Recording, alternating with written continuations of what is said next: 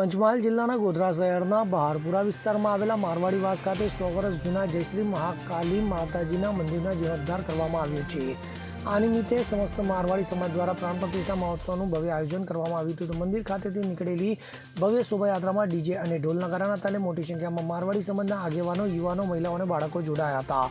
તો આ શોભાયાત્રા સરદારનગર ખંડ, સાવલીવાડ, કલાક દરવાજા, વિશ્વકર્મા ચોક, મહાકાળી મંદિર અને પાંજરાપોળ થઈને પરત મંદિર પહોંચી હતી। તો આ કાર્યક્રમમાં અમદાવાદ, નડિયાદ, હાલોલ, કાલોલ, લુણાવાડા, ટીંબા, શહેરા, વડોદરા અને ગાંધીનગર સહિતના જિલ્લાઓમાંથી મારવાડી સમાજના અગ્રણીઓ ઉપસ્થિત રહ્યા હતા। તો મોડી રાત્રે સંત લક્ષ્મણદાસ, સોમતા અને શિવલાલ કાલંદ્રી ભજન સમ્રાટના વરદ હસ્તે ભજન સંધ્યાનું આયોજન કરવામાં આવ્યું। ત્યારે આવતીકાલે પણ પ્રતિષ્ઠા મહોત્સવ બાદ ભવ્ય મહાપ્રસાદનું આયોજન કરવામાં આવ્યું છે। તો આ મહાપ્રસાદનો લાભ લેવા માટે ગોધરાના નગરજનોને ભાવભર્યું આમંત્રણ પાઠવવામાં આવ્યું છે। Bureau report, CN24 news.